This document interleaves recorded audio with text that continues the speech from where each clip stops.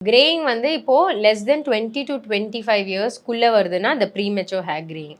அது நெறைய பேர் எனக்கு இன்னும் 40 வயசுல வந்து எனக்கு வெள்ளை முடி வருதுன்றாங்க. ஸோ அது நார்மல் தான். ஸோ இப்போ அந்த 20 இயர்ஸ்க்குள்ள வர்றது நான் பார்த்த வரைக்கும் வந்து பார்த்தீங்கன்னா, இப்போ எல்லாம் இந்த ஸ்லீப் சைக்கிள் நான் வந்து ரொம்ப ஸ்ட்ரெஸ் பண்ற ரீசன் வந்து அதுதான். ஏன்னா நம்ம பாடி வந்துட்டு நம்ம நார்மல் தூங்குற டைம்ல இந்த மெலட்டோனின் சுரக்கும்போது அது அதுக்கு ஒரு ரொம்ப இம்பார்ட்டன்ட் ரோல் இருக்கு ஹேர் பிக்மெண்ட்டுக்கு.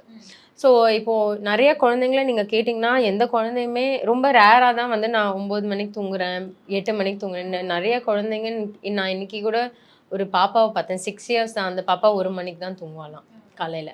ஸோ அந்த மாதிரி இருக்கும்போது, கண்டிப்பா உங்களோட நேச்சுரல் மெலட்டோனின் புரொடக்ஷனே வந்துட்டு அஃபெக்ட் ஆகும்.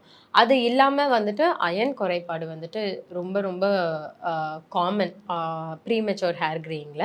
எங்க வந்துட்டு அத சுத்தமா நம்ம கொஞ்சம் ட்ரீட் பண்ணாலும் அது பெரிய எஃபெக்ட் இருக்காதுன்னா, ஜெனட்டிக்கா. ஸோ அவங்களுக்கு ஃபெமிலியலா வந்து அவங்க அப்பாக்கோ, இல்ல அம்மாக்கோமே அந்த ஏர்லி ஏஜ்ல இருக்குன்னா, நம்ம பெருசா எதுவுமே வந்துட்டு எஃபெக்டிவா ட்ரீட் பண்ண முடியாது. பட் இந்த மாரி நான் சொன்ன மாதிரி காசஸ் இருக்குன்னா, நம்ம அத ட்ரீட் பண்ணாலே நம்மளுக்கு ரிசல்ட் தெரியும்.